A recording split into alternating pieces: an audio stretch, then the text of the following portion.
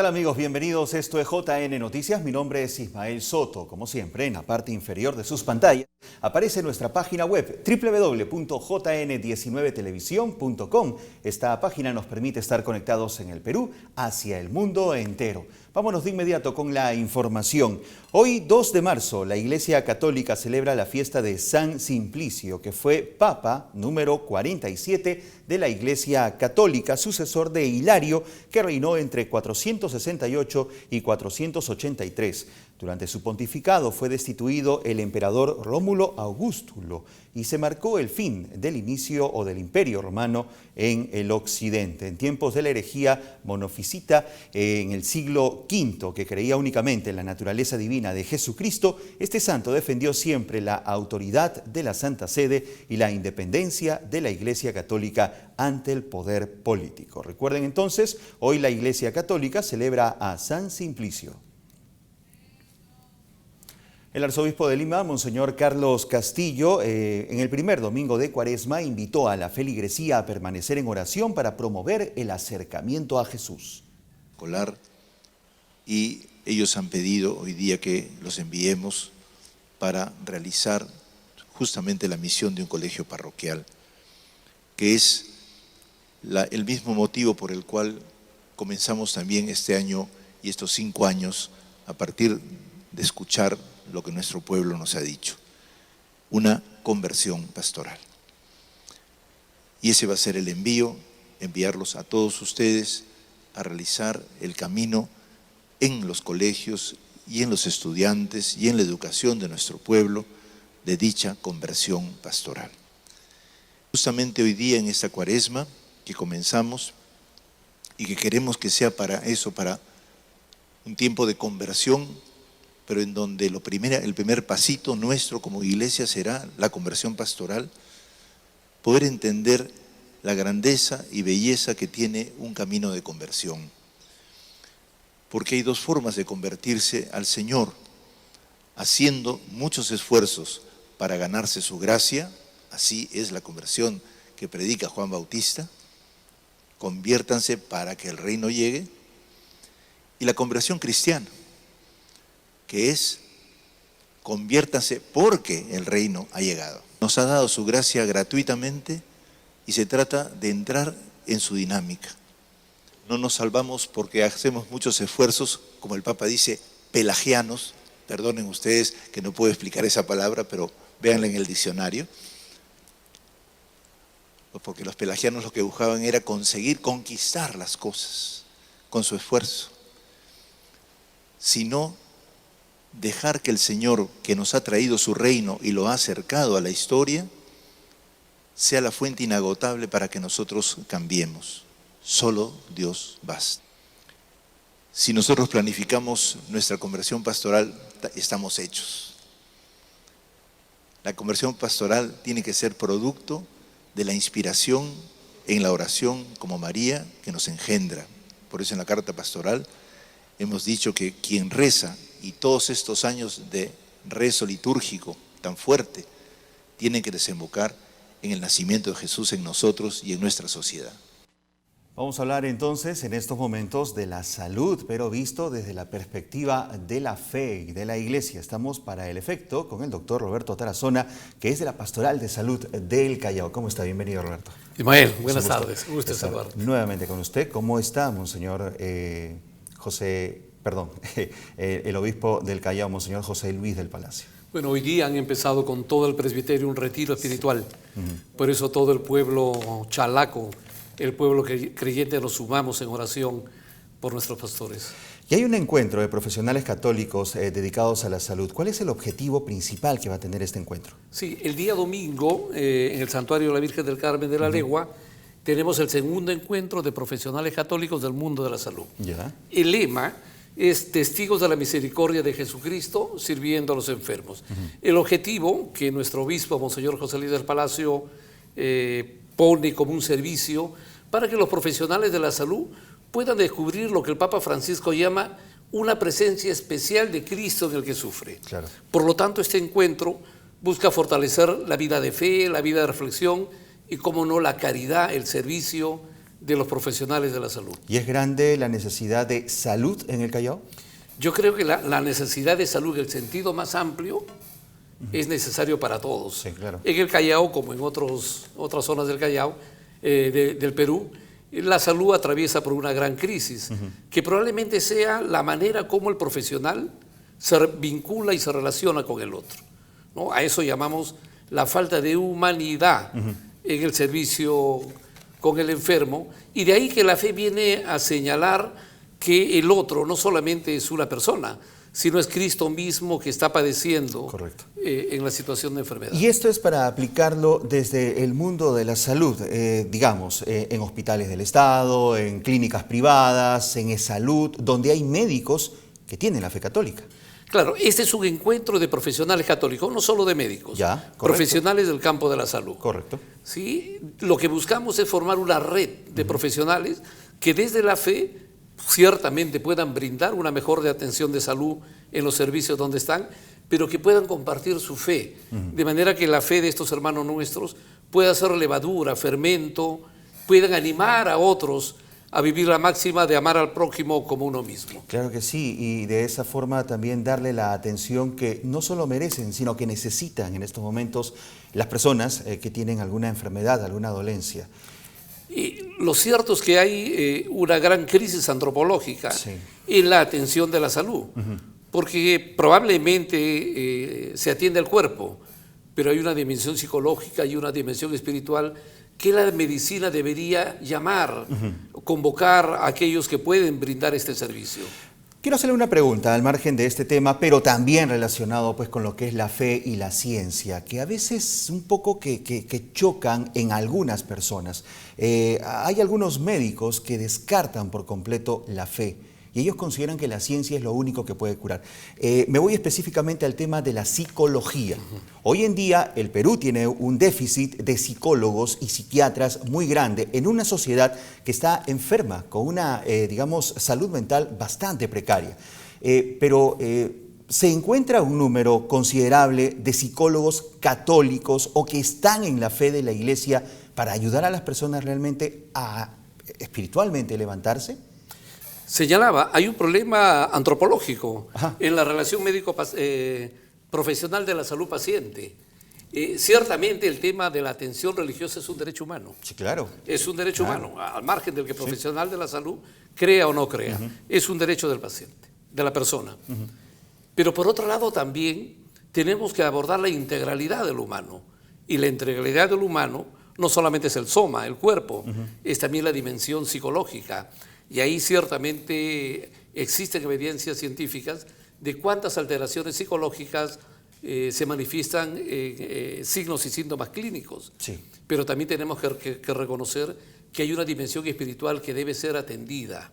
Por eso creemos que una atención integral de la salud debe ser integral, ¿no? Que abarque lo psicológico y que abarque lo espiritual. Claro que sí. Como un derecho humano. Como un derecho humano. Como un derecho humano. Constitucional. Sí, y sí, fundamental. atención integral. Como debe ser. ¿A quiénes está dirigido entonces, aparte de los psicólogos que ya hemos mencionado? Bueno, a todos los profesionales de la salud.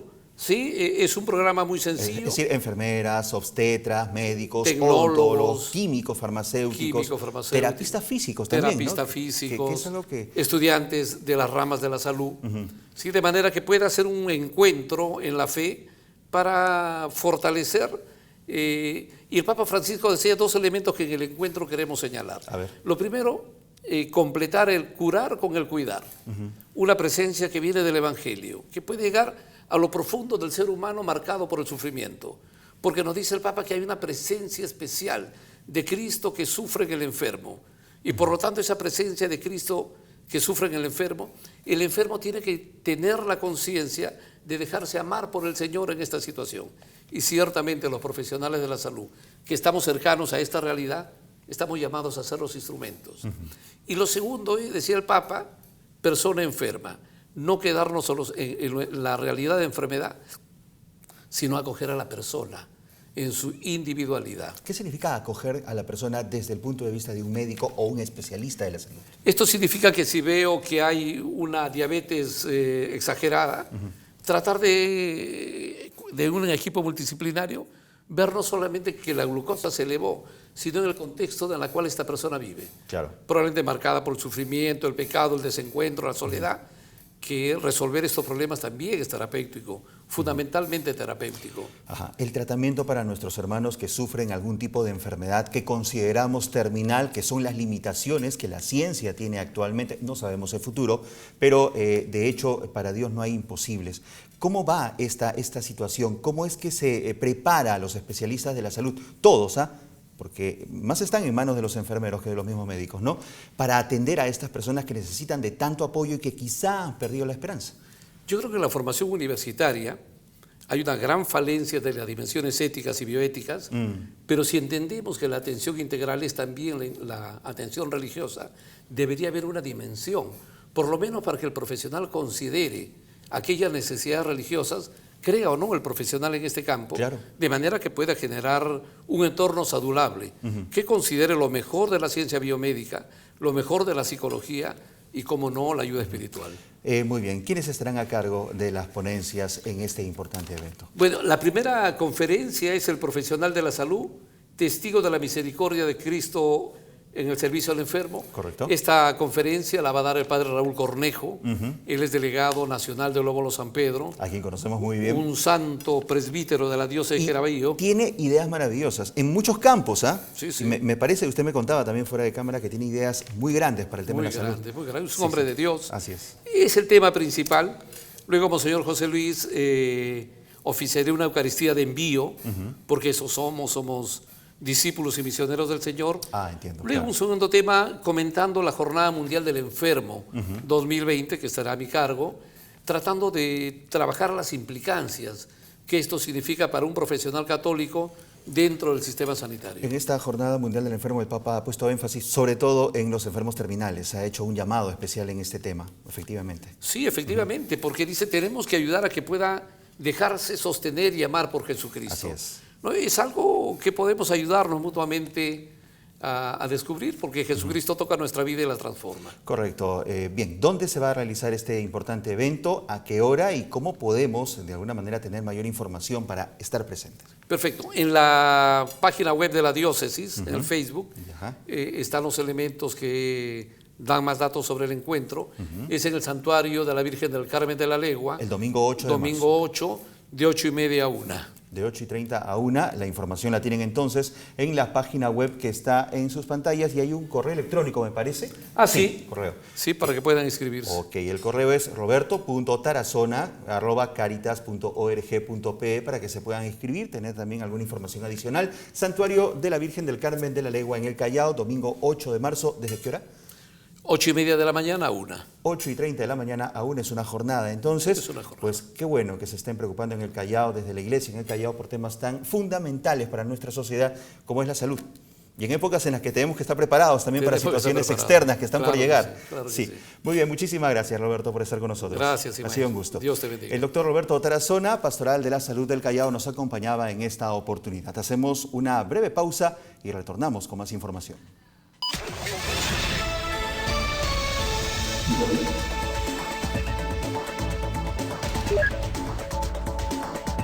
Bien amigos, continuamos, esto es JN Noticias y ahora nos vamos hacia la web, porque ante la pandemia o el anuncio de pandemia de coronavirus a nivel mundial y que ha traído en nuestro país, especialmente en Lima, una sobredemanda de mascarillas, el médico emergenciólogo Osvaldo García Torres, director del Hospital 3 de Salud, señala que por el momento no es necesaria la compra de este instrumento de protección en nuestra ciudad y asegura que la mejor forma de prevenir el coronavirus es lavarse las manos. El especialista en emergencia explica que en nuestra ciudad, donde no se ha reportado casos de coronavirus y que es casi imposible que el virus ingrese a nuestro puerto a través de buques procedentes de China, es un exceso que se compre estas mascarillas. Advierte que las falsas alarmas y la información no oficial contribuyen a que una población desorientada compre sin necesidad este producto, que va a ser muy útil para aquellas personas que adquieran el mal para prevenir de que otras personas sean infectadas, no para el que no lo tiene. Y eso lo han dicho ya los especialistas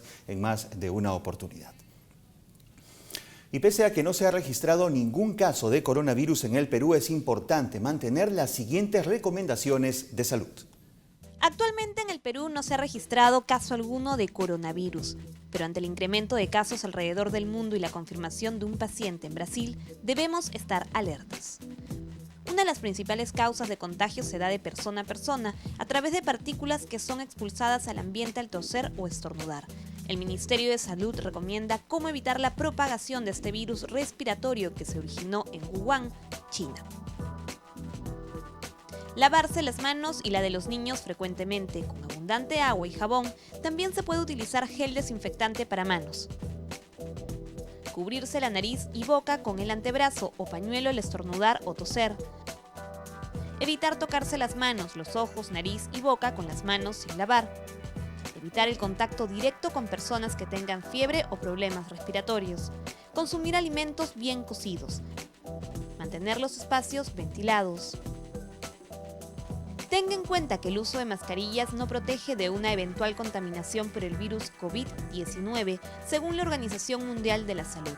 Si presenta fiebre, tos, estornudos, dolor de garganta, respiración rápida, debe acudir de inmediato a un establecimiento de salud. Bien, y mientras las autoridades del Ministerio de Salud anuncian medidas de prevención ante la propagación mundial del coronavirus, la población en nuestro país afronta su propia epidemia. Ojo, el dengue. Esta enfermedad ya ha provocado la muerte de al menos 15 personas hasta el cierre de esta edición, según el Centro Nacional de Epidemiología, Prevención y Control de Enfermedades. Según este reporte, Diego Quispe y Luis Villanueva informan que las regiones de Madre de Dios y Loreto concentran la mayor cantidad de víctimas, con 6 y 8 muertos respectivamente. Luego sigue la región San Martín con una persona fallecida. Tema por el cual también debemos preocuparnos mucho es por el dengue en el interior del país. Y un equipo de investigadores de la Universidad San Ignacio de Loyola formó parte de la expedición a la Antártida. Luego de estos estudios, alertan que existen residuos de plástico en las deposiciones de los pingüinos. Un equipo de investigadores de la Universidad de San Ignacio de Loyola formó parte de la expedición Antar 27 en la base peruana Machu Picchu en la Antártida. Tras varias semanas de estudio, advirtieron que el plástico que se consume en el mundo está afectando incluso a los seres vivos de este lejano continente. Hemos trabajado en la parte abiótica, en la parte abiótica es la parte que no tiene vida en el sistema, al sedimento marino, a lo que está en el fondo del mar, y luego el agua superficial. Y para colectar el sedimento del fondo hemos utilizado un equipo que se llama una draga, un equipo de acero grande que se abre, se asegura y se tira al fondo, y una vez que cae, por el propio peso se cierra solito, ¿no? En el tema de agua superficial lo que se utiliza es una red, y como tiene una abertura de malla bastante pequeña, evita que partículas muy pequeñas, que son las que nosotros queremos captar de plásticos, se vayan a perder, ¿no? La parte biótica, lo que hemos trabajado en muestras biológicas de pingüinos y de focas. Básicamente hemos trabajado con heces, porque uno de los acuerdos de Antártida es no perturbar a los animales. Si se quiere trabajar con un tipo de muestra biológica es básicamente trabajar con lo que ellos dejan.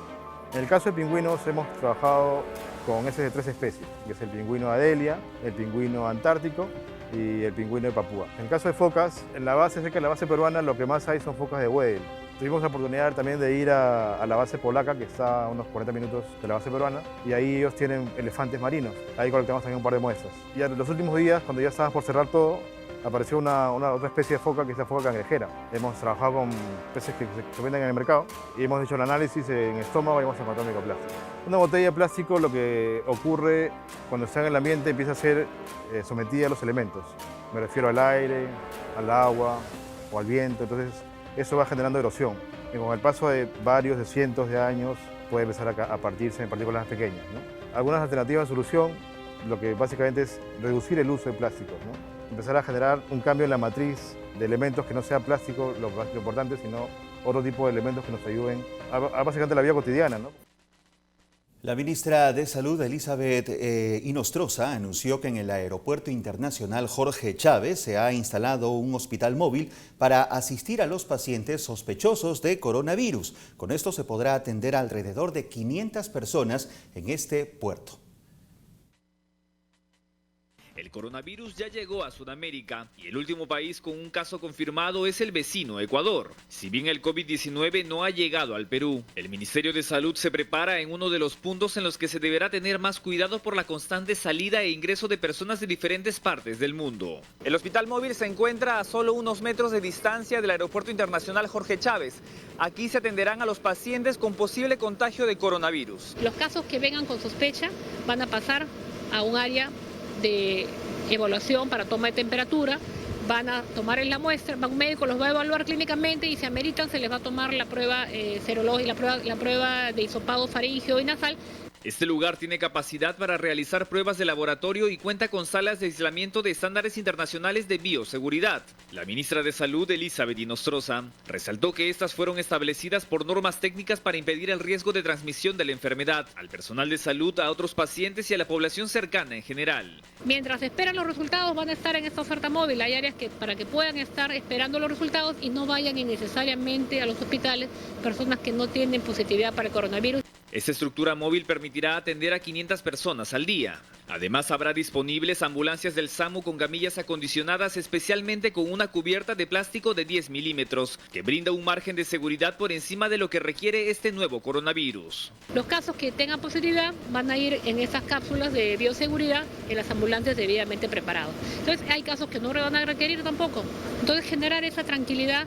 La ministra resaltó hábitos de higiene como el frecuente y correcto lavado de manos. Anunció que a poco tiempo de iniciar el año escolar, se coordina con el Ministerio de Educación para que nunca falte agua y jabón en las instituciones educativas, así como que exista una correcta higiene en los baños utilizados por los menores. Es momento de presentarles la información internacional.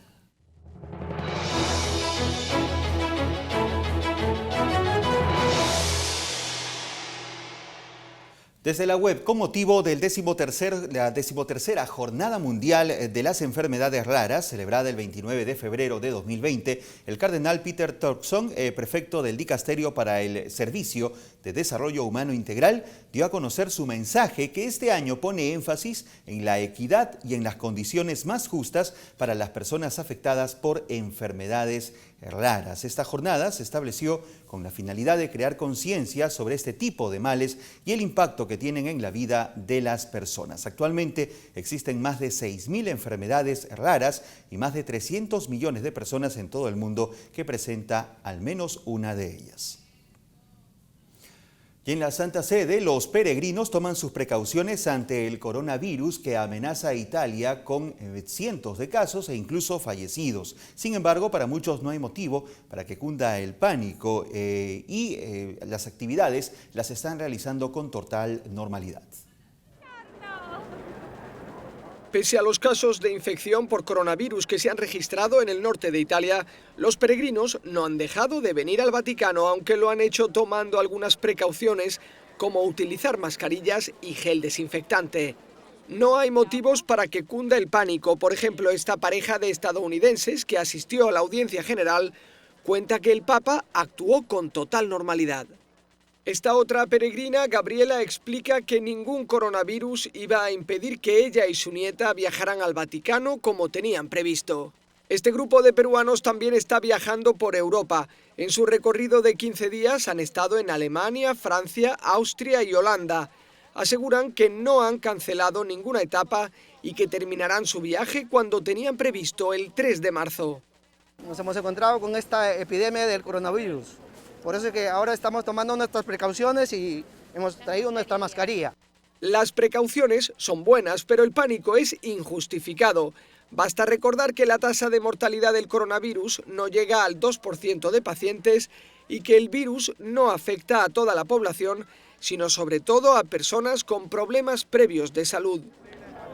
Nos vamos ahora a la fuente oficial de la Santa Sede, Vatican News, que cuenta e inicia la plenaria de los obispos de España y se elegirá al nuevo presidente. Los obispos españoles celebran la asamblea plenaria en la sede de la Conferencia Episcopal Española del 2 al 6 de marzo. Ya se inició. Durante estos días se procederá a la renovación de cargos para el cuatrienio 2020-2024, excepto el de secretario general, que se elige para un periodo de 5 años. Con estas elecciones se pone en marcha el nuevo organigrama de la Conferencia Episcopal Española. Y la expansión del coronavirus sigue en Europa. Desde su brote inicial en Italia, el virus ha llegado hasta Francia y Alemania, donde ya se han superado el centenar de enfermos. En tanto, en Latinoamérica ya se han confirmado casos, incluso en Ecuador. Europa vive un repunte de casos confirmados por coronavirus en las últimas horas. Este continente sufre el mayor número de positivos después de Asia. El brote, que se inició en la región italiana de Lombardía, se está extendiendo por el continente. A pesar de eso, líderes políticos como Emmanuel Macron creen que no se deberían cerrar fronteras. La Organización Mundial de la Salud no recomienda el cierre de fronteras. Las decisiones de la Unión serán siempre tomadas de manera coordinada sobre una base científica. En Italia el número de casos ya supera los 1.500 y allí se concentra el mayor número de muertes, que ya son 34. En Francia también se registraron 2 fallecidos y 130 positivos, mientras Alemania dobló su número de casos en un día y alcanzó los 129. Numerosos lugares con altas concentraciones de personas han sido cerrados en los últimos días, algo que afecta al turismo y que muchos ciudadanos no terminan de entender. El coronavirus afecta sobre todo a personas de avanzada edad, algo que preocupa mucho en Europa porque el continente posee una de las poblaciones más envejecidas del mundo. Hasta aquí la información, amigos. Gracias por su preferencia. Nos reencontramos Dios mediante mañana con más. Sigan en JN19.